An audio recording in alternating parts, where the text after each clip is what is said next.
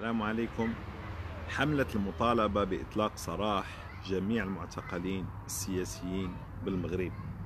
هذه الحملة اللي طلقوها واحد المجموعة ديال الناشطين مغاربة عبر العالم، واللي تبناها المنتدى الحقوقي لمغاربة العالم. الغاية ديالها هي توعوية، هي تعريفية. خاص المغاربة يعرفوا اشنا هما شكون هما المعتقلين السياسيين، وعلاش تم الاعتقال ديالهم. علاش تم الاعتقال ديالهم؟ لمجرد انهم بغاو عيش كريم للمواطنين المغاربه. تم الاعتقال ديالهم لانهم طالبوا بحقوق المغاربه، لانهم طالبوا بالحقوق الشرعيه للمغاربه: الحق في السكن، الحق في التمريض او التطبيب، الحق في العيش الكريم، الكرامة، العدالة الاجتماعية. فلما المخزن المغربي كيعتقل هاد الناس، هذا لا يعني أنه كيعتقلهم فحسب، وإنما كيعتقل جميع، كيعتقل الحرية ديال المغاربة، كيعتقل كل إنسان يؤمن بواحد الحاجة سميتها العدل والمساواة. ولهذا احنا كمغاربة في الحقيقة هذه الحملة خصنا جميعا نشاركوا فيها بكل قوة. هذه الحملة ماشي ديال شي شخص معين أو ديال شي جمعية معينة، وإنما هذه الحملة هي للجميع، وبإمكانها تكون أول انطلاقة للوعي أو لوعي الضمير المغربي. كثير ديال المغاربة عارفين الحقيقة، وكثير من المغاربة عارفين كل شيء، ولكن واش هاد المغاربة كيتحركوا؟ واش هاد المغاربة كيستجبوا؟ واش هاد المغاربة عندهم إحساس بالمعاناة ديال هاد الناس اللي كانوا البارح بالأمس كيدافعوا علينا وكيدافعوا على الحقوق ديالنا، أو لا؟ هذا هو السؤال اللي خصنا نطرحه مع بعضياتنا. اللي عنده ضمير يقدر ينعس ويخلي واحد الشخص ما كينعش، او عائلته كتعذب، او عائلته ربما ما عندهاش المصروف ديالها، او ربما ما كتقدرش، او عندها طفل. هذا الانسان اللي اليوم كيعاني في السجون، كيعاني من المرض، كيعاني من امراض ربما ما عمره ما كانت فيه. هذا الانسان هذا اللي كيعاني ماشي كيعاني من اجل واحد الحاجه شخصيه ديالو، ولكن كيعاني لسبب واحد، هو انه بغى يشوف واحد الوطن افضل، وبغى يساهم بالصوت ديالو وبالحق اللي كيكفلوه الدساتير ديال العالم، وبالحق اللي كيكفلو اي منطق واي عقل. لكن اعداء الحريه لقاو ليه حل ذكي، لقاو ليه حل. وعليكم السلام ورحمه الله وبركاته. لقاو الحل هو شنو؟ هو السجن، هو تكميم الافواه، هو العصا لمن يعصى. لماذا؟ لانهم لا يريدون الحريه، هم ما باغين الحريه، هم باغين الحريه لهم فقط، هم باغين لي فاكونس لهم فقط، هم باغين السيارات الفاخره لهم فقط، يفكرون في انفسهم فقط. ما كيهمهمش الشعب، ما كيهمهمش المعاناه ديال الشعب، ما كيهمهمش الشعب المشرد في الشوارع، ما كيهمهمش الشعب المحقور المقهور في كل لحظة وفي كل دقيقة. لهذا أقل شيء أنت كمواطن مغربي هو أنك توقف بجانب هاد الناس هادو اللي مشاو كيدافعوا علينا، وبحاجة بسيطة جدا كما قلنا في الحملة ديال المطالبة بإطلاق سراح المعتقلين. مسألة بسيطة جدا، تصور فيديو بسيط في 2 كلمات وتقول أطالب الدولة المغربية بإطلاق سراح جميع المعتقلين. تخيلوا معايا أننا نكون مثلا اليوم رحنا 140 شخص أو أزيد من 140 شخص اللي رسلوا فيديوهات تطالب بإطلاق سراح جميع المعتقلين. تخيلوا أننا نكون 1000 و2000 و10000 و20000 ومليون و10 المليون الناس اللي كيشاركوا في هذه الحمله اللي بسيطه، اللي كل واحد فينا عنده تليفون وكل واحد فينا عنده دقيقه او دقيقتين باش يسجل هذاك الفيديو وباش يعبر عن رايه وباش يقول انا جو سوي لا، انني ما غنسكتش، انا موجود، انا لا اسكت. والمساله ما فيها لا مخالفه لا قانونيه ولا شيء.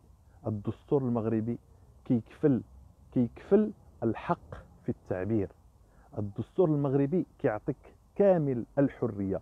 اذا كنت مقتنع فعلا بان هادوك الناس اللي اليوم في السجون راهم مسجونين ظلما، وعليكم السلام ورحمه الله وبركاته، اذا كنت كتامن بان هادوك الناس اللي اليوم في السجون مسجونين لانهم دافعوا عليا وعليك، فخاصك على الاقل تقول اطلقوا سراح هؤلاء.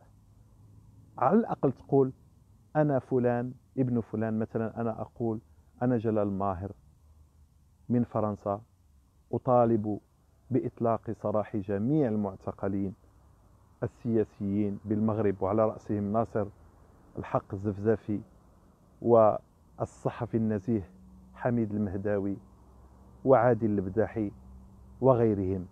أطالب بإطلاق سراح هذا الوطن المجروح الجريح الذي يتعذب. الوطن يشتكي، الوطن ككل يشتكي.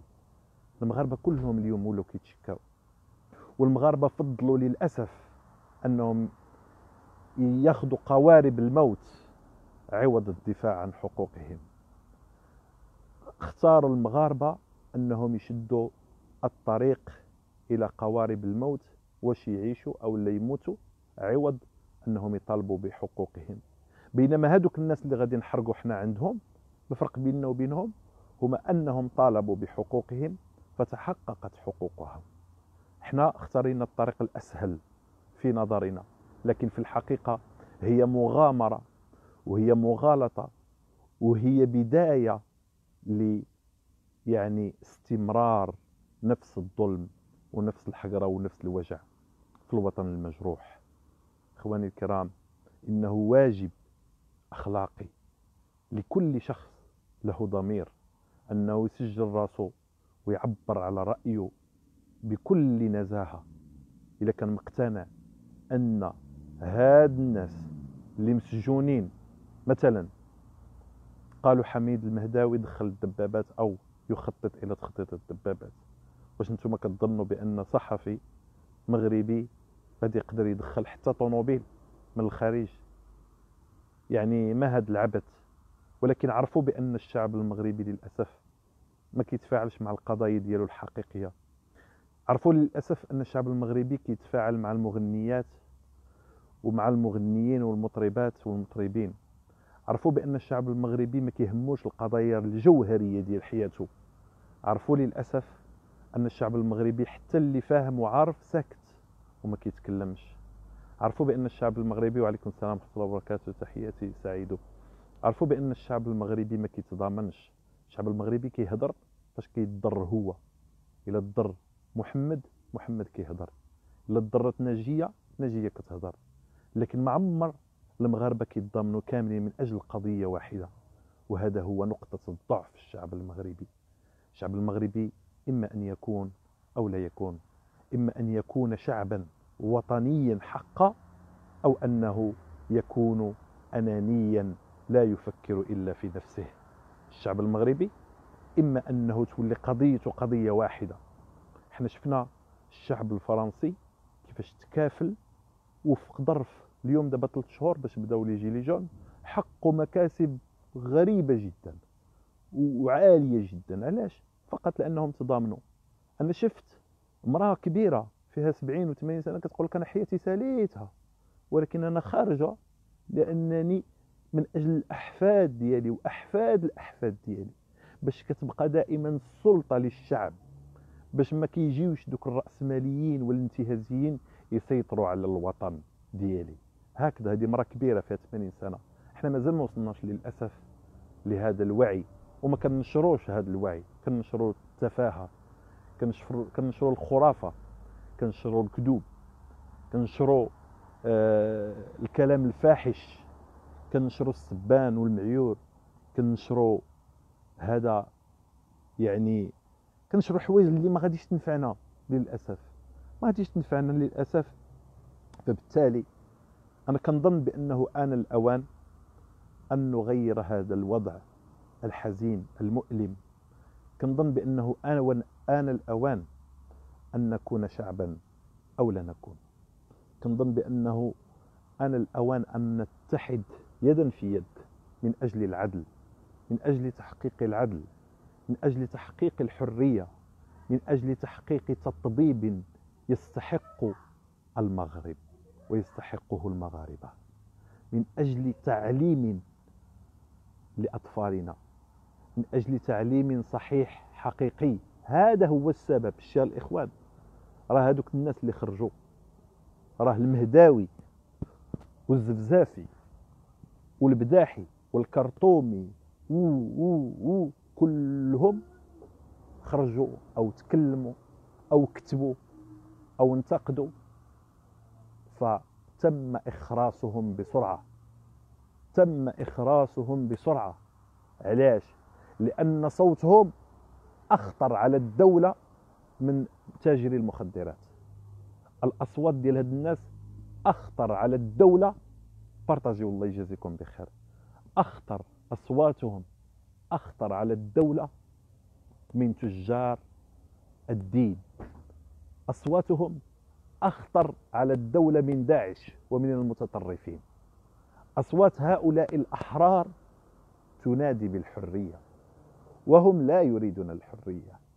هم يريدون الشعب المدلول الذي يستمع ويقول سمعنا وأطعنا، سمعنا للظلم وأطعنا. كون غير مثلا كنسمعوا الحق ونقولوا سمعنا وأطعنا ماشي مشكل، لكن نحن نطيع سواء كان هذا الأمر فيه خير لنا أو لم يكن. هذا هو المشكلة ديالنا. المشكلة ديالنا أننا ما كنتفاعلوش مع القضايا الحقيقية.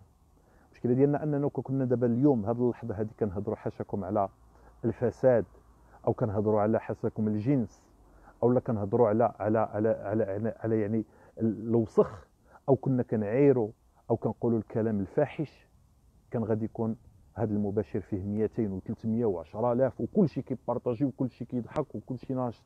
لكن لاننا كنهضروا على قضايا جوهريه تكلموا عليها خوتنا، تحيه طيبه السي ابراهيم، لاننا كنهضروا على قضايا فعلا في المحور.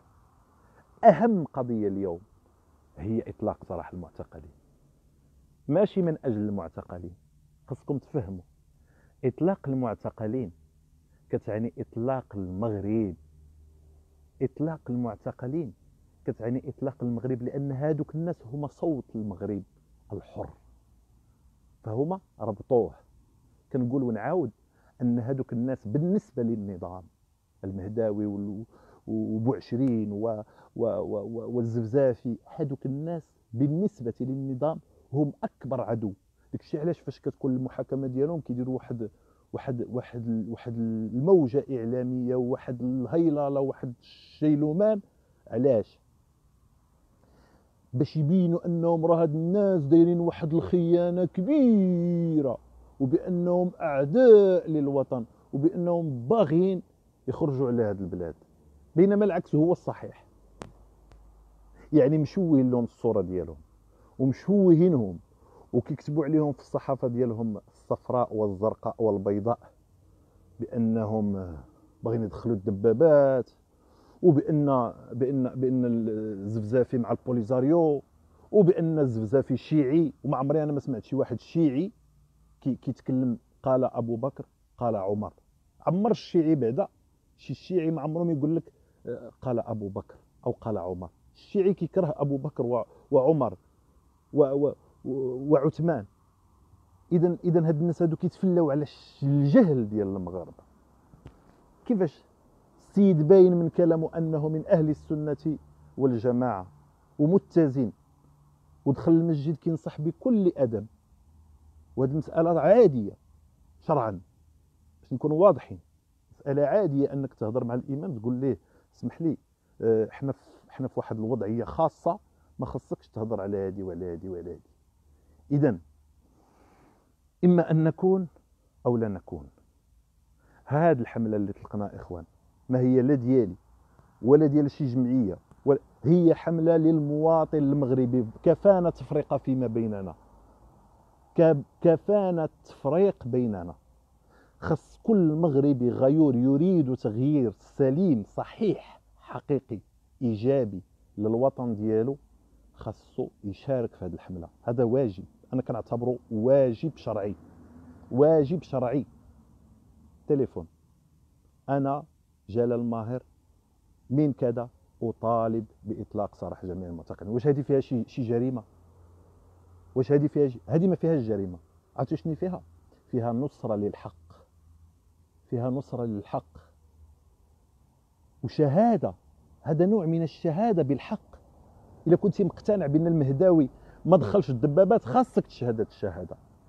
الا كنتي مقتنع بان الزفزافي ما هو لا عدو الوطن، ما هو لا بوليزاريو، ما هو الانفصالي، خاصك تقول ايجاب اطلاق سراح المعتقلين ومنهم الزفزافي. الا كنتي كتامن بان عادل البداحي اللي كان كيخرج مسكين في الشارع وكيتالم وكيتقطع وكيتشرق وكيقول انا وطني وسمح في الوراق ديال الطاليان وجا للمغرب باش يطالب بحقي وحقك، وكيقول اش هاد الدوله، وشاف يعني هذيك الخروقات وشاف الملفات وشاف كذا، واليوم هو في السجن. خاصك انت كمواطن تخرج وتشهد معاه. اعتبر راسك في محكمه وطلبوا منك انك تشهد. ما رايك؟ واش المهداوي والزفزافي وغيرهم مجرمين يستحقون 20 سنه و3 سنين و5 سنين و10 سنين، او لا شرفاء نزهاء سجنتوهم لانهم شرفاء ونزهاء، وانتم لا تريدون لهذا الوطن لا شرف ولا نزاهه ولا شيء. تريدون هذا الوطن كما هو الان، يستغله ثله قليله من الناس. بغيتيو هذا الوطن يستفد منه ثله قليله من الناس. شكون هما؟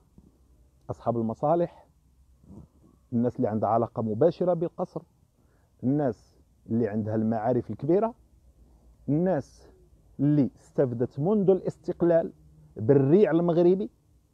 هادو هما اللي غادي يكونوا عدو لهذه الحمله، وهادو هما اللي ما غاديش يشاركوا في هذه الحمله، وهادو اللي هما اللي غيديروا جميع الوسائل باش يجيو ضد هذه الحمله، وليس النزهاء وليس الشرفاء وليس الرجال وليس أصحاب العقول النيرة. إذن كفانا من الأنانيات. لا نقول هذه الحملة طلقها جلال أو طلقها فلان أو طلقها علان، لا يهمنا من طلقها، ولكن يهمنا العمق ديال هذه الحملة. هذه الحملة كتقول لك هز التليفون وشهد بأن فلان وفلان وفلان ما داروا والو، خاصهم يخرجوا من الحبس تسويت فورا. مسألة طبيعية. إذن من أظلم ممن كتم شهادة عنده من الله؟ من أظلم ممن كتم شهادة عنده من الله؟ يعني أقل حاجة أنك تشهد مع خوتك أنه ما دار والو، أقل حاجة بكلمة دقيقة. هذيك الدقيقة ديالك والدقيقة ديالي والدقيقة مليون مغربي غتولي مليون دقيقة. مليون دقيقة أعتقد أنها تهز المغرب لو وصلنا المليون. ولكن ما تكونش غير مشاهد، ما تكونش غير كتفرج، ما تكونش غير طبال، ما تكونش غير كتعشق لو شو. خاصك تكون انسان كيغياجي. هذا هو الفرق بيننا وبين الاوروبيين. الاوروبيين فاش كيهتزوا كيمشيو وكيخدموا، حنا فاش كنهتزوا كنبقاو نقولوا جلال دار واحد اللايف والله ما عندي ما نسالو، جلال المعلم. لا خويا، انا ما بغيتكش تقول لا جلال المعلم ولا جلال ماشي معلم. انا بغيتك ترياجي معايا وتامن معايا بالفكره وتمشي معايا لابعد الاتجاه. كافه. واش انا نبقى نهضر بوحدي او لا الاخ ابراهيم بوحدو او لا الهندوز او لا يعني نفس الوجوه؟ لا لا اخي، كلنا ما كتعرفش دير لايف من الاول حتى التالي. احنا كنقولوا غير 30 ثانيه غتقول انا محمد بن عبد السلام كنطالب الدوله المغربيه باطلاق سراح المعتقلين ونوض نايض. صافي، سهله. وما يكفيش انني نقولها انا فقط، وانما كاع الناس اللي كنعرفوا اللي فيهم الرجوله نمشي عنده خويا الله يجازيك بخير، اختي الله يجازيك بخير، شاركي معنا في هذه الحمله. علاش التحسيس ونشر الوعي وهنا غادي يعرف المخزن بان عنده شعب. راه حتى الان عارف بان ما عندوش شعب، عنده عبيد. راه هذا هو لا ديفيرونس، هذا هو اللي بغينا نوصلوا له من خلال هذه الحمله. اذا الحمله لا تتعلق فقط بالمعتقلين، بل تتعلق بالوطن والمواطنين قبل المعتقلين، لان المعتقلين على الاقل هما راهم فهموا، والفهمه ديالهم وصلتهم الى الاعتقال، فبالتالي هم على مستوى عالي من الوعي، فبالتالي هم احرار وان كانوا مسجونين.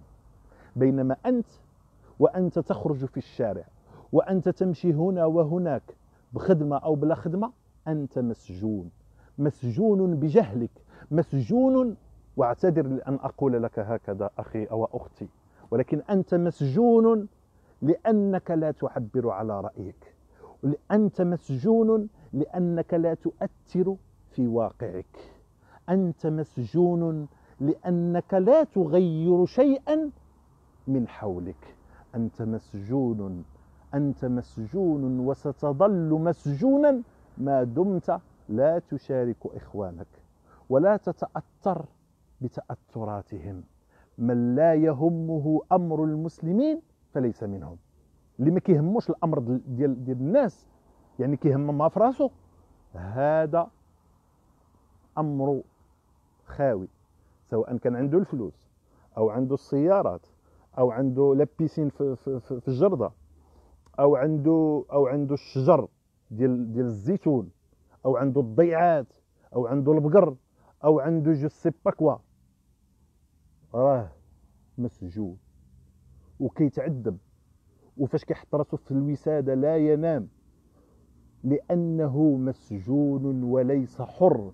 الحريه ليست بكثره الاموال، الحريه هي انك تقول ما تعتقد. انا مؤكد بان المغاربه كلهم مجمعون، او على الاقل الشرفاء منهم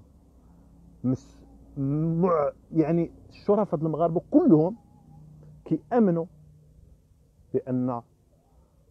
بان هاد الناس هادو اللي في السجون راهم مظلومين، ولكن حنا خذلناهم، حنا ما كنهضروش عليهم، او حتى الا هضرنا عليهم كنديروا عليهم واحد الهضره وكنزيدوا مع الطريق. ولكن هذه راه ماشي الهضره، هذه راها حمله، هذه راه حمله والتاثير ديالها كبير، لان ما غاديش يهضر جلال والهندوز وابراهيم وعبد العالي بريك وواحد المجموعه او واحد ثله قليله من الناس.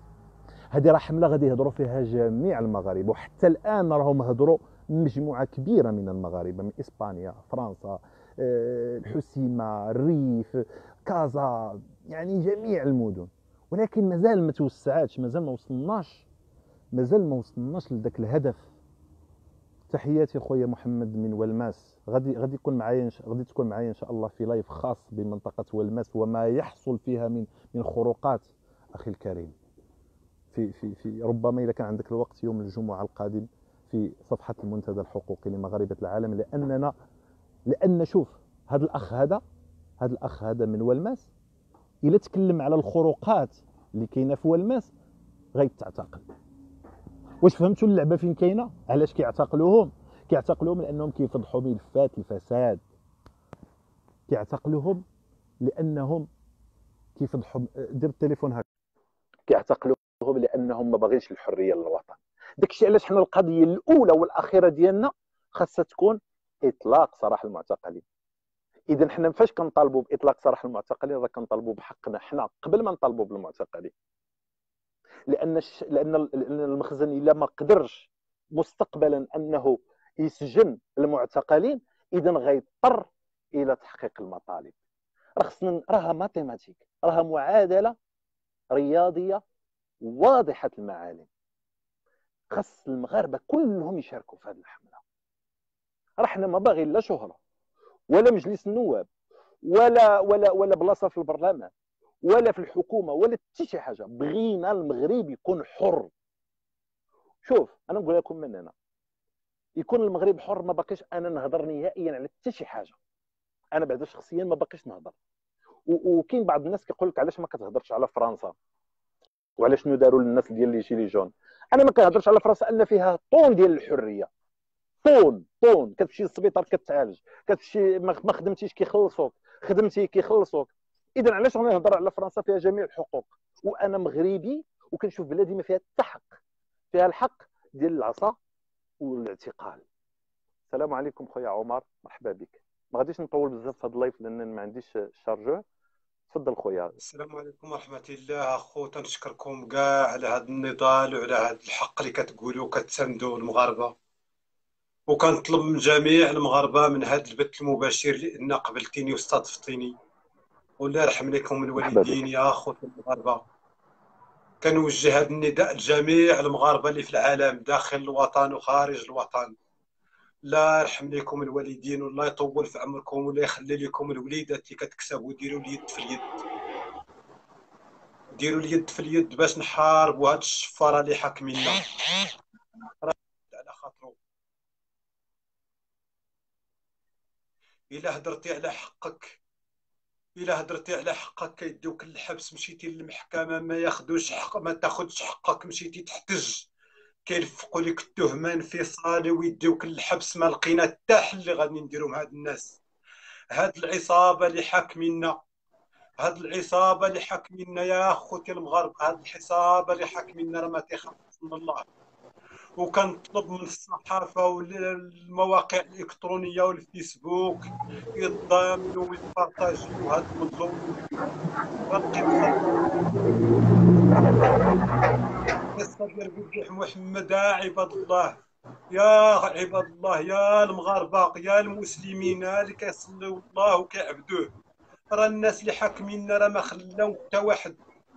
راه العسكر اللي دافعوا عن الحراره داو ليهم رزقهم وقتلوهم، والماندات داو ليهم الماندات ديالهم، والناس كيطلبوا للسبيطار داوهم للحبس، الناس كيمشيو يحتجوا كيديوهم للحبس، الميزانيات والثروات المغرب سرقوهم وباقي تيسرقوا في الشعب المغربي. اش بغاو دابا عندنا حنا؟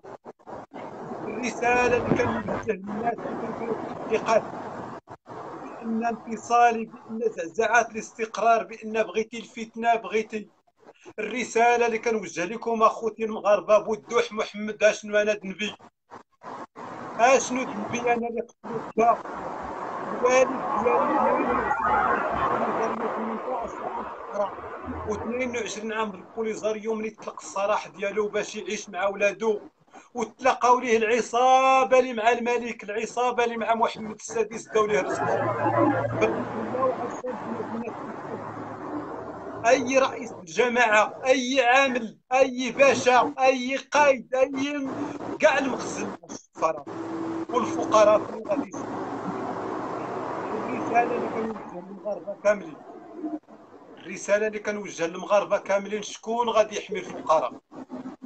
فين غادي نشكيو؟ فين غادي نديرو دعوه؟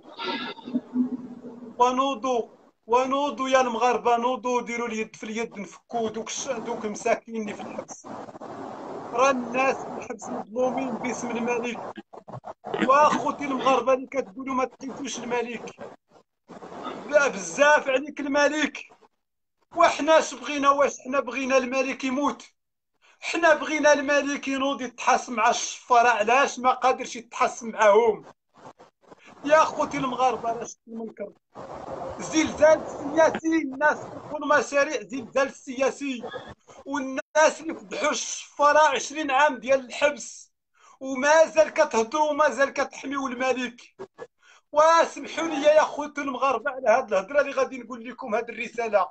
اقسم بربي، اقسم بالله العلي العظيم اللي خلقني وزرع فيا الروح ودار لي العين اللي كنشوف، الى اكبر صفار في المغرب هو الملك.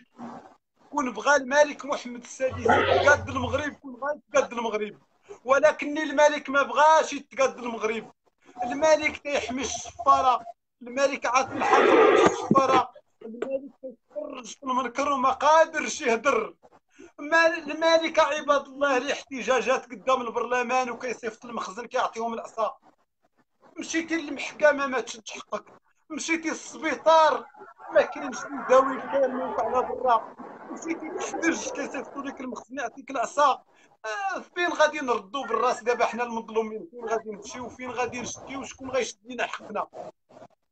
ودايرين العصابات حتى في الفيسبوك. ملي كتمشي دابا بحالي انا كنقول الهضره وكنقول بان با تعذب وهذوك اللي في القصر مع الملك داو ليه لصقوا ومرضوه وطيحوا فيه السكور وصيفطوه للقبور وكيقولوا لي بان انفصالي بين الجزائر واي حاجه وقعت كيحسبوها بالجزائر. واش بينكم وبين الجزائر؟ واش ما بغيتوش نهضروا؟ ما بغيتوش نحتجوا؟ عطيونا الحقوق ديالنا. كدو القضاء، قول القصر الملكي يتفرق مع القضاء بالتليفون. واش عباد الله العامل ديال الخميسات مرتو منصور قرطاج خرج في جريده الاخبار كيعطي الرشوه، شكون غادي يحاسبو؟ زعما غادي يمشي للمحكمه؟ علاش ثم علاش الناس اللي لاباس عليهم، الناس اللي لاباس عليهم البرلمانيين والوزراء والملك والعصابه ديالو، علاش كيمشيو القضاء؟ علاش المحكمه على الفقير؟ علاش القانون كيطبق على الفقراء؟ علاش عباد الله؟ انا كنقول لكم البات تقتل عامين دابا وانا كندير الفيسبوك وتنقول لكم الملك الشفار وتحمي الشفاره وتا واحد ما بغى يفتح معايا تحقيق. علاش داخلنا عليكم الله؟ الناس ديال الرياف هز الشمايه وهز الشفره. انا 5 سنوات وانا 5 سنوات وانا كنحتج في الرباط انا وبا اللي مشينا عنده نديو الشكايه في الرباط كيقول لك ما نشدوهاش منك. علاش؟ قال لك هذا اللي كتحط الشكايه ضد رئيس الجهه وفي القصر الملكي ومجوج المربيه اللي ربات الملك. ايوا دابا هو مني في القصر الملكي ومجوج المربيه اللي ربات الملك، واشنو الذنب ديالي انا؟ واشنو الذنب ديالي انا؟ هذاك الراجل اللي 22 عام في البوليزاريو شنو الذنب ديالو؟ شكون غادي يشد لي حقي الا ما شد لياش الملك حقي؟ الملك عباد الله في الفيسبوك في التلفازه كيقول لي كاينه الثروه. واش الثروه حاط عليها واحد الصفار صلقها؟ اللي بغيتي عينه الثروه علاش تقولها لي انا؟ هذاك اللي حطيتي شاد الفلاحه وشاد الصيد البحري وشاد الفوسفات عيط عليه القصر وقول ليه فين الثروه؟ علاش كتقلب علينا وكديري كتردنا حنا حمير وبهايم وكتفلى علينا؟ الملك قال لك هذاك اللي ادى القسم قدام الله والوطن الملك ما تيقومش بالواجب ديالو. مني دابا هذاك اللي ادى القسم قدام الملك وما تيقومش بالواجب ديالو بغيتي انا نمشي نقتلو ولا نمشي نديه للحبس؟ ملي سمعوا الناس الملك ما قادرش يتحاسب مع السفرانات وكيحتجوا باش الحقوق ترجع. ناض الملك صيفط المخزن كيعطيهم العصا 20 سنه واخا الزفزافي والعصابه ديالو انفصاليين ساعه الاستقرار ياك حكمتوا عليهم ب 20 عام الحبس. علاش كتصوروهم في الحبس عريانين؟ وعلاش كتعطيهم العصايه عباد الله؟ واخوتي المغاربه وفي الخارج في الداخل في الارض ما تشدش حقك، وملي تمشي للحبس يعطيوك العصا. هذا منكر، اللهم ان هذا منكر يا خوتي المغاربه. خويا عمر غنسولك واحد السؤال باش تكون اخر مداخله ديالك. علاش المغاربه اليوم كاملين خاصهم يتضامنوا مع هذه الحمله ديال الفيديو قصير باش نطالبوا كاملين ماشي واحد ولا جوج كاملين باطلاق سراح المعتقلين؟ علاش ضروري خصنا نديروها؟ علاش يا خوتي؟ يا مظلومين اخويا، مظلومين كيما مظلموا كاع المغاربه. اخوتي المغاربه اللي تيقولوا الزفزافي انفصالي كتمولوا الجزائر. يا اخوتي المغاربه راه الزفزافي تيطلب غا السبيطار والجامعه. يا اخوتي المغاربه راه الزفزافي والناس ديال الريف راه ما عمري قالوا شي كلمه خايبه على الملك ديالهم. يا اخوتي المغاربه وعندهم الدليل والحقيقه. كون كانت دولة الحق والقانون وكان الملك محمد السادس امير المؤمنين وتيخاف من الله، هادوك اللي عطلوا المشاريع ولا سرقوا المشاريع في الحسيمه هما اللي غيمشيو للحبس، راه ماشي الناس. وعباد الله واش المغربي فضح الشفار والشفار طلقوا ليه وهذاك اللي فضحهم مشى للحبس؟ راه مظلومين عباد الله كما ظلمت انا فعلا. واخوتي المغاربه واخا تهز الرايه، واخا تهز الرايه المغرب، واخا تهز ديال الشلوح، واخا تهز ديال اليهود، واخا تهز الثور ديال الملك، والله ما تشد حقك في المغرب، لان عصابه خطيره كتحكمنا، عصابه خطيره كتحكمنا. شكرا خويا عمر، شكرا على هذه الاحاسيس الصادقه اللي خرجت منك بكل عفويه.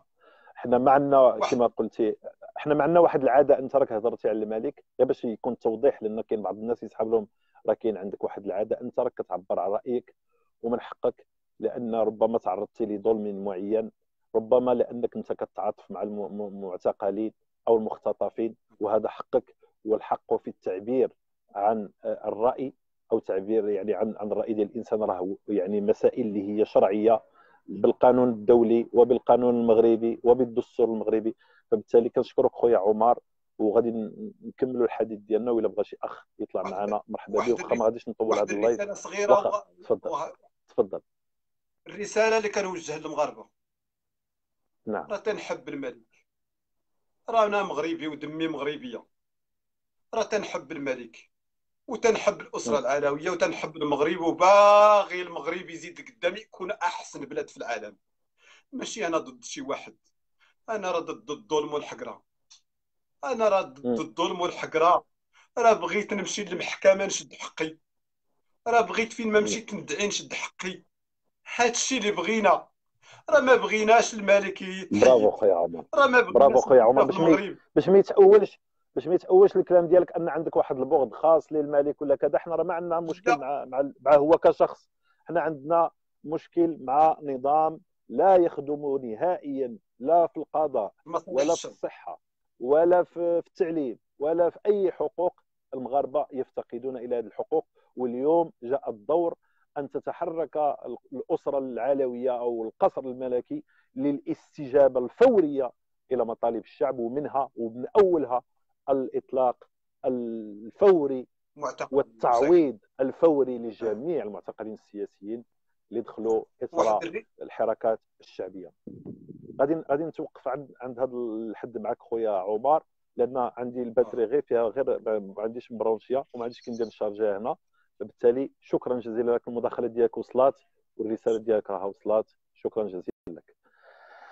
اذا كنشكروا هذا الاخ هذا اللي كيعبر على الراي ديالو. راه فعلا انا كنظن بان المغاربه راه ما عندهمش واحد البغض باش نتفاهم لكيه ولا كذا، ولكن اللي كاين هو ان هذا يعني الحاكم ديالنا رئيس الدوله خاصو يتحرك، لانه هو اللي عنده جميع السلطات، لانه هو عنده السلطه التنفيذيه، عنده القضاء، عنده الحكومه، هو اللي كيعين الوزاره، هو اللي كيدير كل شيء. اذا خاصو يتحمل المسؤوليه الكامله في ما يجري للمغاربه اليوم، لان لا يمكن ان نبقى في هذه الحاله هذه من الاحتقان، واللي ممكن يوما ما تؤدي الى المزيد من المصائب، الى المزيد من يعني من هذا. وكنرجع وكنعاود وكنأكد ان اهم حاجه هي المطالبه باطلاق سراح المعتقلين كما قلنا، لان اطلاق سراح المعتقلين، اطلاق سراح المعتقلين هو اطلاق سراح هذا الوطن. اطلاق سراح المعتقلين معناه الاستجابه لمطالبهم، معناه ان هاد الناس اللي كيهضروا على حقهم ماشي خونه، معناه ان هاد الناس هادو خرجوا بسلميه وبكل حضاره وبكل رقي، وتكلموا على حقنا كاملين من اجل انهم يكون واحد البلد عم بالحريه، واللي كينعم بالمساواه ما بين كل شيء، كلنا بحال كلنا سواسيه امام دوله واحده. كما كنستافدوا من الثروات، خاصنا نستافدوا من الثروات، وخاصنا نستافدوا من الحقوق، وعلينا واجبات. هذا هو الدوله. مرحبا سي يوسف. السلام مرحبا عليكم. بك. وعليكم السلام مرحبا. ورحمه الله. الله يبارك فيك، الله يحفظك. تحيه لجميع المناضلين، وتحيه للاخ اللي طلع دابا من عمر. الخميسات، عمر. نعم.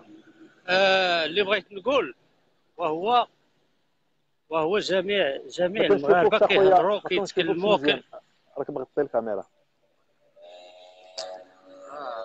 هاك سيدي. السلام عليكم. وعليكم السلام. لك تحيه للجميع. هو اليوم الناس اللي هي داخله اللي دخلت للحبس على قبل الشعب، يعني بكلمه الحق، صراحه كلمه الحق. وهذه الكلمه راه هي اللي كيترددها اليوم الشارع المغربي. الكلمه ديال المطالب الاجتماعيه اللي هضروا عليها الاخوان اللي هما دابا محتجزين او مختطفين. حنا ما غاديش نقولوا راه محاكمين ولا هذاك الشيء غير لي زيزوار. هاد الناس هادو ملي تكلموا هذيك الهضره ديالهم حاليا راه دابا الشارع المغربي وصل ليها. دابا الان حاليا فين ما مشيتي هذيك الهضره راه كتردد في القهاوي، في التيرانات، في الملعب، في السبيطارات، في الجامعات، في الطوبيسات، في الترانات، في الكيران. يعني راه حتى شي حاجه ما بقات مدرقه. والناس اللي كيعارضوا باش الناس ما تطالبش باطلاق سراح المعتقلين. هاد الناس راه عندهم واحد توجه خاص ومصلحه خاصه اللي هما باغيين يطلعوا ويبانوا على المعاناه ديال الشعب المغربي. الشعب المغربي دابا حاليا والفئه المتضرره، يعني الفئه الاخيره حنا ماشي تنقولوا، اما الفئه اللي كتنعم بخيرات البلاد راه ساكته. ولكن الفئه اللي هي مطحونه، اللي هي في هوامش المغرب العميق، المدن الصغيره، القرى، الجبال. حنا ما كنهضروش حنا كمواطنين في المدن الكبار واخا كنعانيو، راه ما كنعانيوش بحال الانسان اللي هو بعيد، اللي هو في القريه، اللي هو في الصحراء، اللي هو ما عندوش الماء، ما عندوش طريق، ما عندوش فين يخدم، ما عندوش ارض ديال الفلاحه، ما وصلش ليها الماء، غير التصحر.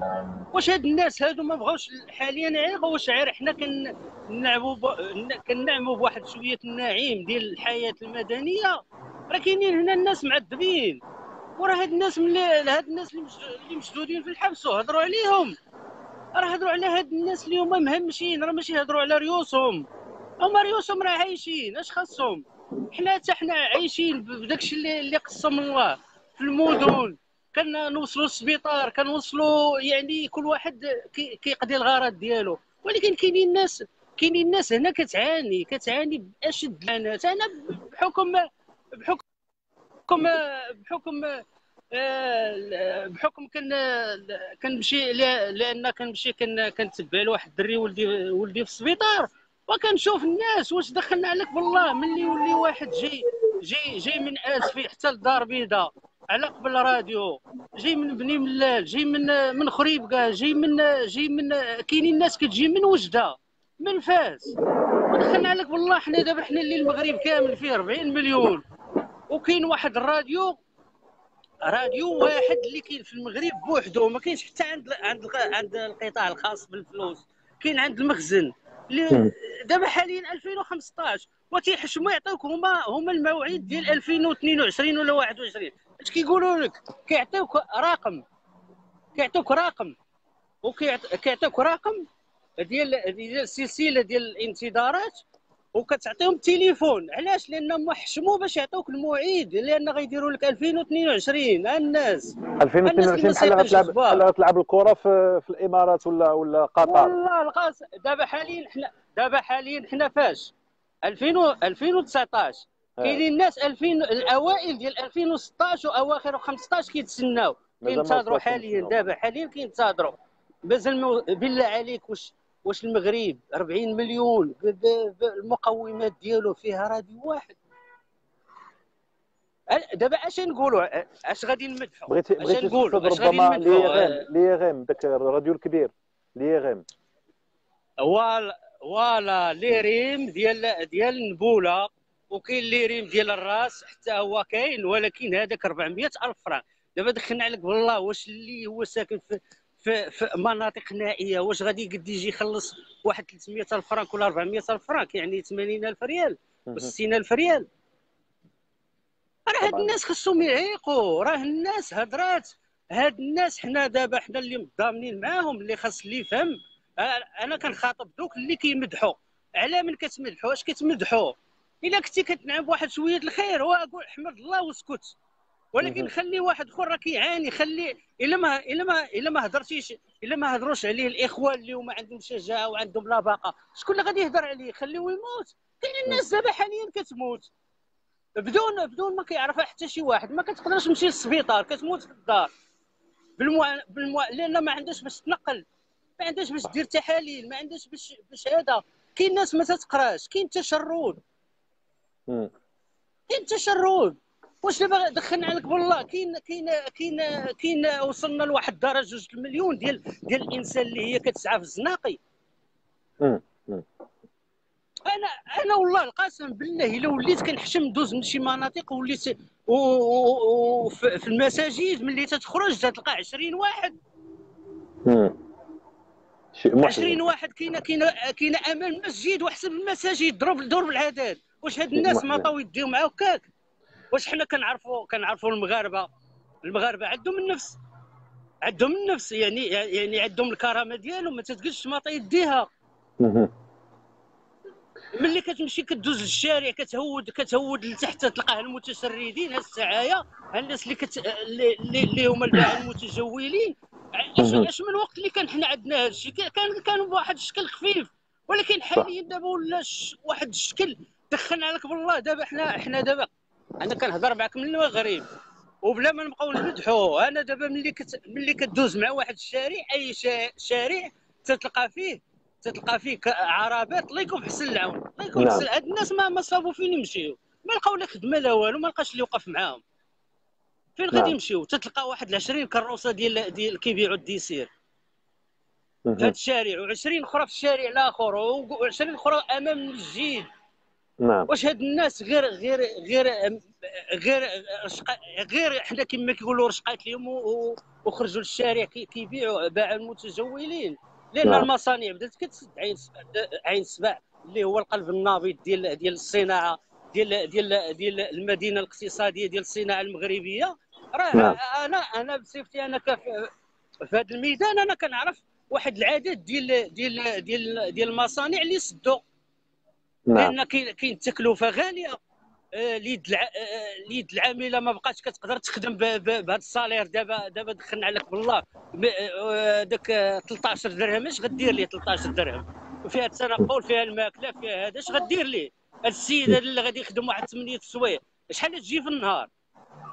صح. اش غادي دير ليه؟ دخلنا على بالله. هادو راه حاليا القانون ولا كيستعبد المواطن. يعني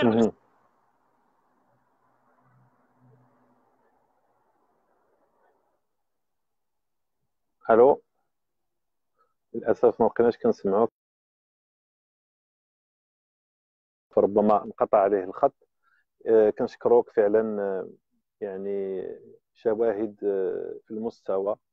نشوفوا الاخ ابراهيم من الدار البيضاء.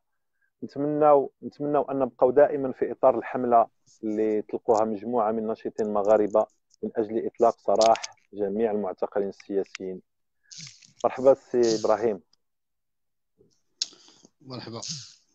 تحياتي اليك. جاتني القوه. ماشي ربما كنتيش قالب التليفون فاش ربما كنت لا وركت على هذيك، وركت على الاجابه وكان مازال ما درته.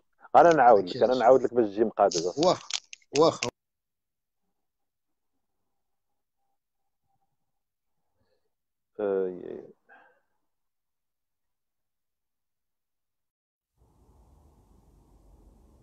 تحياتي لجميع الأحرار المناضلين الغيورين اللي كيبغيو الوطن ديالهم. هادشي اللي خلينا نهضروا راه هو المحبه ديال الوطن ديالنا، لان الا بقى هادشي بهذا الشكل راه لن ينفع البلاد ولا العباد. الا بقينا غاديين بهذه الطريق هذه. هذا الرقم هذا 0033 هو اللي غتصيفطوا فيه الفيديو، او تصيفطوا في هذه لاباج هذه، كاينش مشكل. ممكن تصيفطوا كذلك في هذه لاباج او لا في لاباج ديال المنتدى الحقوقي، غير باش نحسبوهم، لان حنا الهدف ديالنا ماشي خصنا غير نحسبوا فين وصلنا. دابا وصلنا 140 فيديو. مرحبا سي ابراهيم، تحياتي اليك. مرحبا اخ جلال. مرحبا اخ جلال. شكرا بعد الدعم ديالك الكبير لهذه الحمله ديال اطلاق سراح المعتقلين. كنتمنى ان كاع الاخوه اللي معروفين في الفيسبوك الناشطين انهم ينضموا لهذه الحمله لانها مهمه جدا. تفضل لك المكالمه. نعم واخو، هذا راه اقل واجب، هذا راه واجب علينا احنا كلنا، ماشي ناشطين المغاربه كلهم خصهم يتضامنوا من اجل، راه قلناها 1000 مره، من اجل هاد المعتقلين اللي مظلومين. راه قلنا خص تكون عندك قناعه شخصيه اخي المغربي اختي المغربي ان هادو راهم مظلومين ويعذبون في السجن يوميا. راه هادشي علاش انت كتضامن، ماشي كتضامن على شي حاجه اخرى. والحسابات الفارغه هما اللي كنكرهها. لا هذاك ما انا اتساءل باستغراب علاش باقي الصفحات ما جاوش تضامنوا مع المنتدى. علاش هاد الحساسيات، علاش هاد يعني شي ما خصوش يكون بيناتنا صراحه. ما دام ان الحمله خاصه وهذه المبادره خاصه باطلاق سراح المعتقلين، راه كل شيء خصو يتفاعل معها. واش حنا بغينا عباد الله يبقاو هاد الاعتقالات وهذا القمع 20 عام الحبس، 5 سنين ديال الحبس؟ ها دابا المهداوي باغيين يغرقوه، ربطوا الملف ديالو بحراك الريف. واش تصور معايا زاكوره مساكن طلبوا بالماء فقط، الماء، وتعرضوا للاعتقال حتى هما. ماشي معقول هذا الشيء، راه ما تيقبلوا لا عقل لا والو نهائيا. هذا الشيء مرفوض. كفى من هذه السياسه، كفى من هذا القمع، كفى من هذا التخويف. وعباد الله انا قريت عاد تعليق ذاك النهار، واحد السيد صيفطوا لي قال لك سيدي غير بخصوص فيديو، علاش تيضحكني فيديو باش الحمله، قال لك سيدي راه الا درنا فيديو غنمشيو للسجن. سبحان الله، كيفاش غتمشي للسجن؟ واش الانسان كيقول اطالب باطلاق سرى غتمشي للسجن؟ هذا يعني صراحه مستوى ضعيف جدا، بل اضعف من الخوف. واحد تيقول لك لا راه غنخاف على اش غتخاف؟ راه هذا حق دستوري، هذا واجب انساني.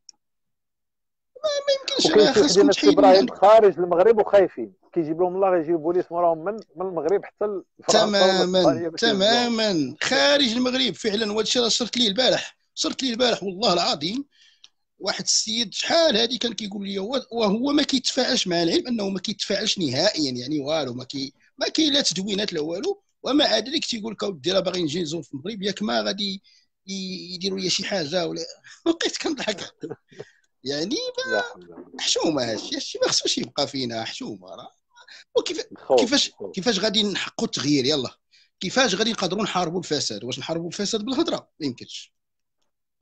لا بد من التفاعل، لا بد من الضغط الكبير. راه مسؤول واحد راه تيدير في الناس ما بغاو. عباد الله مسؤول واحد غير عامل صاحبي، راه بحال شي مالك ما كاينش كيقدر يهضر معاه اي واحد، ماشي سواء في القضاء سواء في العماله هذا هو المشكل.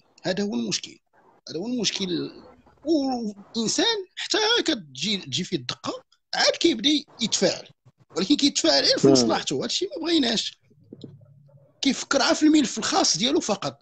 لا حشومه، لا.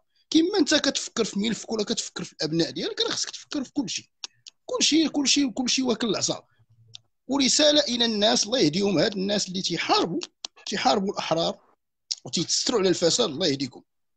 راه كتحملوا مسؤوليه كبيره بزاف امام الله وامام هذا الوطن. راه انتم اللي كتسموا خونه، اللي كيطلع ويبدا يسب في الاحرار ويلصق لهم تهم الهندوز فاعل. راه هذا الشيء انا نرفضه تماما. راه حشومه عليكم وكتقولوا شي حاجه ما ليس في البشر. فلان سب الملك وما عمره ما سب الملك، اقسم بالله. علاش كتكذبوا؟ علاش؟ لماذا الكذب؟ لماذا هاد التهم الفارغه؟ باش من مصلحه لمصلحه من؟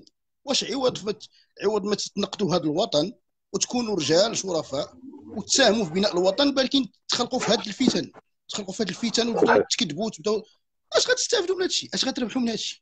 الى الله يجازيكم بخير. حنا راه داكشي كنقول، حنا محتاجين رجال الصادقين عباد الله اللي كيتفاعلوا ويؤدوا الواجب ديالهم، والكمال على الله. هادشي اللي بغينا حنا الاخوه تكثر بيناتنا. واخا يكون شي اختلاف بسيط راه حنا ديما غنبقاو نتضامنوا، حيت حنا ما عمرنا ما نتخلاو على الهدف الاسمى ديالنا هو التضامن وبناء هذا الوطن ومحاربه الفساد وفضح الفساد. واخا ما عرفتش يديروا هذا الشيء ما غنتخلاوش عليه. اما الاختلافات البسيطه راه ما كتدخلش لينا الراس، لا اعتبار لها، سواء كنا في مجموعه ولا ما كناش. حنا راه ديما غنبقاو متضامنين. راه ماشي حنا عندنا حساب مع شي واحد ولا شي حاجه باش نرد على. ما عندنا حتى شي حساب مع شي واحد الحمد لله، وكنتواصلوا مع كل شيء، وتواصلنا مع الاخ عبد العالي وكل شيء بخير الحمد لله. اذا فهذا شي واحد اللي تيبغي يبدا يدخل بحال شي سوسه ولا شي حاجه فنقولوا ليه اتقي الله. هذا هو اللي بغيت ندير. والمغاربه كفى من الخوف. الله يجازيكم بخير. تعاونوا وكونوا رجال وكونوا احرار باش تخلقوا العزه لنفوسكم وباش النظام يعمل بحسابنا. الملك راه خصو يتصنت للمواطنين، ماشي تبقى تخاف ما تجبدش الملك. اخويا نادي الملك، ادعو الى الملك باش هو يسمع صوتنا، ماشي حنا نبقاو مخبين وخايفين. هادشي اللي بغيت نقولو. تحياتي اخ جاد. شكرا ما بزاف نطولش. خويا ابراهيم، دائما آه. تبارك الله عليك، دائما في المستوى. جزاك الله بخير، الله يخطيك. شكرا للجميع. غادي نسمعوا كذلك الاخ من الباتري. شحال عندي في الباتري؟ حيت ما عنديش كي ندير نبرانشي الباتري، عندي 37% صافا.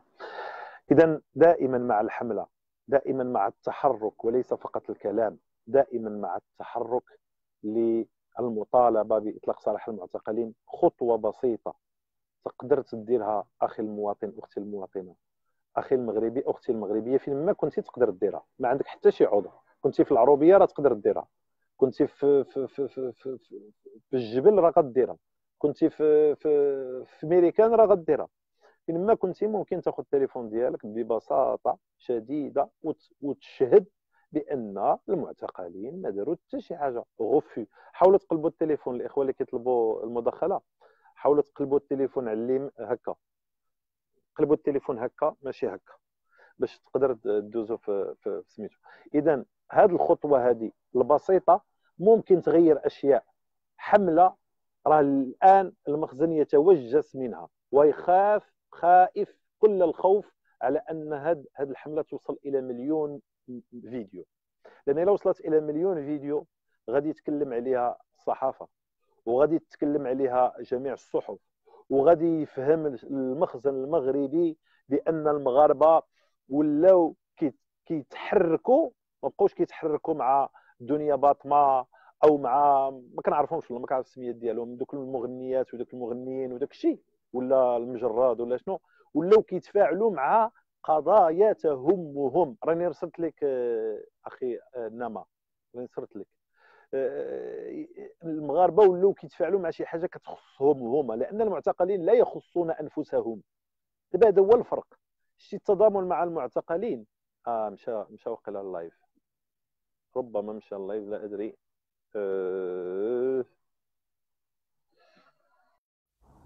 الا كتسمعوني كتبوا شي حاجه، ربما تقطع اللايف. وعليكم السلام ورحمه الله. الا كتسمعوني كتبوا لي جوج، لان كنرسل وما كيوصل حتى شي واحد. بزاف الناس ما عندهمش ما كيبانليش عندهم الكاميرا. اذا اخواني الكرام، راه خصنا نفهموا هذه الثقافه هذه تشبه الثقافه ديال هذه الحمله، هي تشبه ثقافه المقاطعه. ثقافه المقاطعه اذا كتسمعوني، الثقافه ديال المقاطعه هي انها واحد التصرف سلمي حضاري اجتماعي ذكي من عند المواطنين المغاربه. قالوا نقاطعوا ثلاث منتوجات ونجحوا فيها. احنا بغينا هذا المشروع هذا الجديد، وهو اقوى ضربه من الاولى. لان تصوروا معايا غادي نكونوا احنا مليون، شويه غادي نوليو 3 المليون، شويه نولي 5 المليون مغربي كلهم كيشدوا التليفون في عوض ما غادي يبقاو يهضروا في بعضياتهم، ويبقاو ينشروا النميمه، ويبقاو يقولوا فلانه لابسه كذا وفلان لابس كذا، وعوض ما يقولوا يبقاو يهضروا في عباد الله، غادي يشدوا التليفون وغادي ياخذوا دقيقه او نصف دقيقه، وغادي يقولوا كنشهدوا بان المعتقلين ما داروا والو، طلقوا السراح ديالهم. هاد جوج كلمات ربما، شوف اخي المواطن، ربما تشفع لك يوم القيامه وتخرجك من جهنم. انا نقولها بكل صراحه. علاش؟ لانها شهاده حق، وما عمرك ما تحتقر من المعروف شيئا. ما بقاش ما تحتقرش شي معروف، هو ربما حاجه بسيطه كيديرها الانسان وكينساها وكيسحب له راه ما دير ليه والو، وهي تكون السبب انك تدخل الجنه، او على الاقل ما تدخلش للنار بكل صراحه، لانها شهاده حق، ولان ربي سبحانه وتعالى سميته الحق. الله سبحانه وتعالى من اسمائه الحسنى الحق، وكيبغي اللي كيطالب بالحق. وانت اللي غادي تستافد اللحظه فاش غادي تشهد شهاده الحق، لان الوطن ديالك او اللي كيحكموا الوطن ديالك غيعرفوا بان لديهم شعب يتكلم اليوم، بان لديهم شعب ليس كالامس. بالامس كانوا كيضربونا ويتكرفسوا علينا وهادو وحنا دايرينها. لا اخويا، ما نهضر ما نتكلم. بغيتيو ليا المشاكل؟ لا، خصنا نحيدوا هاد الثقافه ديال اسكت وكل واشرب. لان الا ما راه واخا دابا راه واخا تسكت وتاكل وتشرب غادي يجيو عندك حتى للدار ديالك في واحد الوقت وغادي يخرجوك وغيلوحوا لك حوايجك للشارع كما داروا في عين السبع. 10,000 عائله 10,000 عائله ساكنين 100 سنه، كاين اللي منهم ساكن 100 سنه وجاو ولحوا لهم حوايجهم في الشارع. لا تعويض لا سيدي ذكري، واخا كيقولوا عوضوهم عطاوهم واحد البلاد بعيده ما كتسواش حتى 2000 ريال ولا 4000 ريال المتر، وقالوا لهم وخصك تخلص واحد ما عرف شنو. يعني راه شوف، الظلم ما كيتوقفش. الظلم بحال السرطان. عمركم شفتوا السرطان كيتوقف؟ الظلم سرطان يسري في العروق، يسري في الدم. كلما قلت المقاومه لي زونتيكور ديال الجسد، كل ما قل لي زونتيبيوتيك اللي كيقاوموا داك السرطان اللي هو الفساد، كل ما راه غادي يوصل لك. راه البارح وصل لعين السبع، والبارح وصل للمهداوي والزفزافي وغيره، واحد النهار غادي يوصل لك حتى لدارك. بعدا هادوك وصل لهم، هادوك وصل لهم لانهم هضروا علينا. بعدا العيب عيبك انت، ما غتهضرش وغتاكل العصا كوميم. العيب عيبك انت وانتي المواطن المغربي.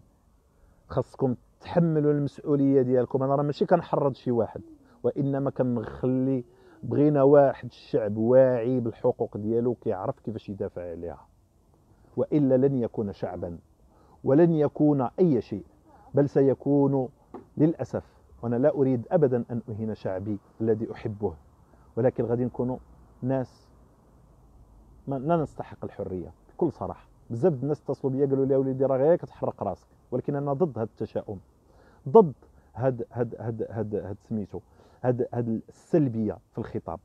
نحن نؤمن ان هناك قوه داخليه في المغرب، قوه في عند بزاف ديال الناس، ولكن مازال ما خرجاتش.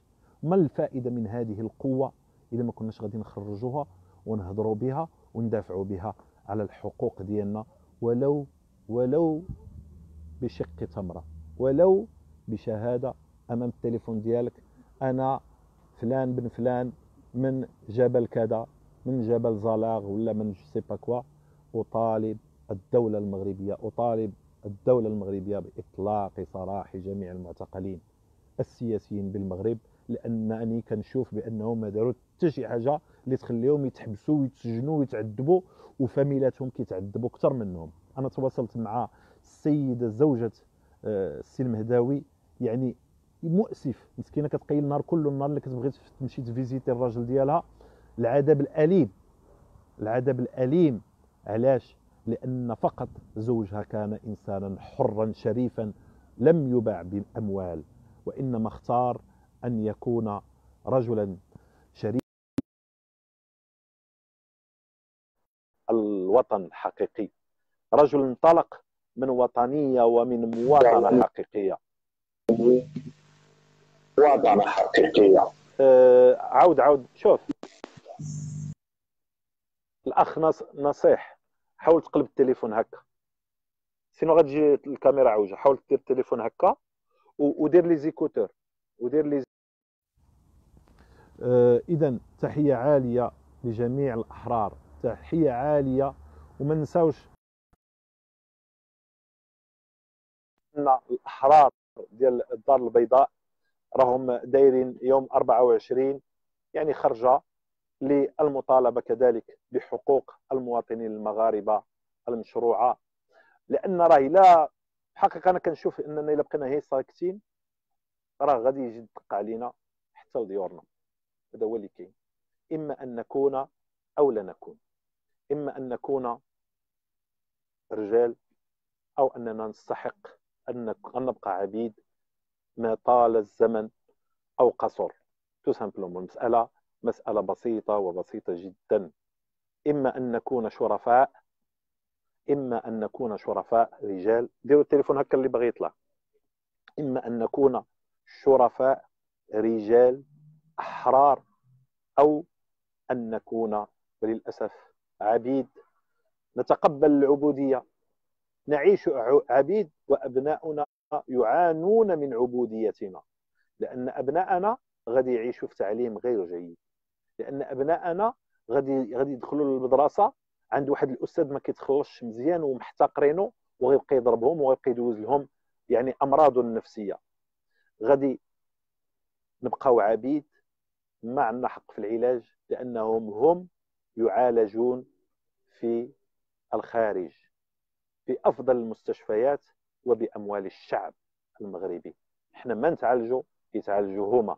احنا ما نقراو، ولادنا ما يقراو ولادهم هما، لأن احنا اختارينا للأسف أن نكون عبيدا مطيعين لهذا لهذا النظام الاستبدادي للأسف. إذا مازال ما قلبتيش التليفون، ماشي مشكل، تفضل. السلام عليكم ورحمة الله. وعليكم السلام. تحياتي أخ جلال ماهر. أشد يعني بحرارة على يد الشباب اللي قاموا بهذه المبادرة ديال حملة من أجل إطلاق سراح المعتقلين السياسيين.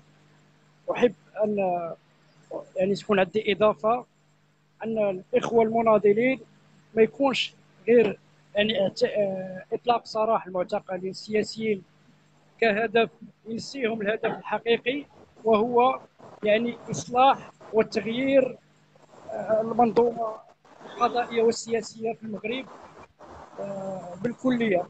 يعني ظلم واعتقال هؤلاء الناس البراء كان نتيجة خلل في المنظومة السياسية والقضائية. الصوت كيوصل بواضح الأخ جلال؟ واضح، أنا كنسمعك مزيان. فهمتي؟ قلت لك شكرا. كنقول أنا يعني اعتقاد ديال هؤلاء الناس كان نتيجة يعني الطبيعة الاستبدادية يعني والعقلية القديمة شيئا ما، التي ترفض الحوار وترفض الإنصات للآخر، وبالتالي ترفض سماع المطالب المشروعة، وكتقوم يعني رد الفعل ديالها كيكون انتقامي من اجل انتقام من هؤلاء الاشخاص ومن اجل تخويف غيرهم عن الاقدام بمبادره مماثله. لذلك انا اطلب من الاخوه المناضلين يعني نتمنى اطلاق سراح المعتقلين السياسيين، لكن يجب التركيز على المنظومه ككل، لان الظلم يعني والاستبداد هو ناتج يعني عن عقليه هذه المنظومه المستبده. هذه نقطة أحببت أن أوضحها للإخوة يعني. ومن هذا المنبر عاوتاني كنطالبوا يعني بالإخوة ساكنة عين السباع ما يتنازلوش على الحقوق ديالهم اللي هي حقوق مشروعة. يعني الظلم والاحتقار والازدراء الذي مورس عليهم شنيع شنيع شنيع لا يجب السكوت عليه يعني، وعدم التسليم بالأمر الواقع لهذا المنظومه، لان حنا كنحاربوا منظومه ما كنحاربوش يعني اشخاص. ملي كيجي عندك العامل كينفذ واحد القرار خاطئ او جائر او القيد واحد السلوك تعسفي، هو مرسول ديال واحد المنظومه يعني مستبده ومتخلفه. تحليل في محله، تحليل في محله خويا النصيح. شنو رايك خويا الى هذه الفكره ديال اطلاق سراح المعتقلين بفيديو قصير، والغايه ديالنا نوصلوا ل 3 المليون 4 المليون كل المغاربه يشاركوا الاحرار في اعطاء فيديو قصير كيعبروا على انهم رافضين هذه الاحكام ورافضين هذه المحاكمات وهذا الاعتقال. واش كتظن بانها ممكن على الاقل تعطي واحد الوعي لدى الشعب المغربي، وكذلك تعطي واحد الرساله يعني للمخزن المغربي بان هناك شعب يتفاعل مع القضايا الجوهريه ديالو؟ هي اولا فكره طيبه جدا، ثم هي واجب على كل مغربي يعني اتجاه هاد الناس لحد الان ما تبتش لينا بانهم خانوا الوطن او كانوا عملاء او كذا. يعني المطالب ديال المطالب الاجتماعيه، يعني هذا الكلام اللي كيقولوا هاد الناس اللي قدروا يقولوه بالعلن راه كيدور بين جدران جميع المنازل المغربيه. يعني هاد الناس راه ما جابوش شي حاجه جديده، راه هما غير وصلوا واحد الصوت ديال الالاف والملايين ديال الشعب المغربي اللي كطالب بالاصلاحات. ثانيا انا راه كانت عندي فكره في اطار يعني الناس ديال دور الصفيح، انا كنت كنطالبهم مرارا وتكرارا انهم ينشروا المعاناه ديالهم بدون خجل، لان نشر المعاناه هي فضح. صح. يعني فضح لهذه الممارسات لا معقوله ولا انسانيه. وبالتالي انه يعني سواء كان المخزن او كغيره راهم بشر يؤثرون ويتاثرون. يعني كلما كبر الصوت وقوي واتسع وانتشر، يعني المخزن يحسب له حسابه، هذه اكيد. لكن الناس ما كيعرفوش القيمه ديالهم، ما كيتيقوش في ريوسهم، وبالتالي كيعطيو المخزن واحد الهاله من الخوف ومن الرعب، كانهم اشخاص يعني جايين من كوكب اخر. المخزن المغربي او غيره في جميع الدول هم بشر يتاثرون ويؤثرون. هنا فين خاص يلعبوا الناس. كنشكرك خويا بوشعيب، شكرا على هذه المداخله القيمه، فعلا مشيتي للب الموضوع وهذا ما نريده. جزاك الله بخير، شكرا جزيلا لك، كنحييك. شكرا جزيلا. شكرا على المشاركه ديالك. اذا غادي نكتفي ان شاء الله بهذا القدر. اخواني الكرام، كنشكركم جميعا على الدعم ديالكم. هو في الحقيقه كان غير دردشه مباشر في صفحه المنتدى الحقوقي لمغاربه العالم، فكونوا معنا، وربما نديروا لايف ما بين الفينه والاخرى في هذه الصفحه هذه، يعني يكون غير على شكل دردشه نهضروا فيه على بعض الامور والتطور ديال الحمله حتى الان الحمد لله ناجحه. 140 مغربي ومغربيه اللي شاركوا، ولكن احنا مازال نريد المزيد والمزيد والمزيد عبر الاتصال، عبر يعني ارسال فيديو، يا اما في الصفحه او لا في الصفحه ديال المنتدى او لا في الصف ولا في الواتساب اللي شرت ليه، باش ان شاء الله ننجحوا. لان ما خصناش نبقاو غير نهضروا. كذلك نشطاء الدار البيضاء يدعون لمسيره شعبيه للمطالبه باطلاق سراح المعتقلين من اجل الحريه والكرامه والعداله الاجتماعيه. كنظن يوم 20 وكذلك يوم 24.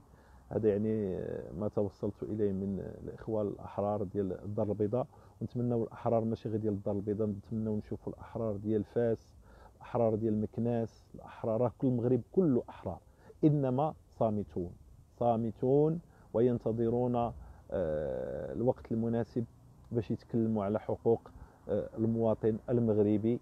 وكنظن انه كل ما تاخرنا في الكلام كل ما تزيد الامور تعقدا. لهذا خصنا نكونوا يد وحده ونخليو الانانيات، نخليو يعني الاشياء الخاصه اللي عنده شي عقده مع شي صاحبه ولا مع شي اخت يخليو هذاك الدباز وهذاك التخربيق الخاوي، لان القضيه قضيه عامه، هي قضيه معتقلين، وقضيه المعتقلين تعني قضيه اعتقال الوطن ككل. نركزوا على الامور. نعم المسيره يوم 24. جزاك الله بخير. اذا نتمنى ان شاء الله تكون مشاركه كبيره من المواطنين المغاربه وبكل سلميه. نتمنى انهم يخرجوا بكل سلميه باش يعني يعبروا على انهم مازالين موجودين، باش يعبروا للمخزن المغربي انهم لا زالوا احياء وليسوا اموات، حتى وان كانوا صامتون لكنهم عايقين وفاهمين وواعيين. تحياتي اليكم والى اللقاء مره اخرى. ما تنساوش هذه الصفحه يلاه درتها غير فقط لهاد الدردشات هذه، انكم ديروا لها لايك وبارطاج باش ان شاء الله نبقاو مره انا والاخ الاصغر ديالي الهندوز غادي نبقاو ندير لكم دي لايف من هنا، فكونوا معنا. تحياتي اليكم، السلام عليكم.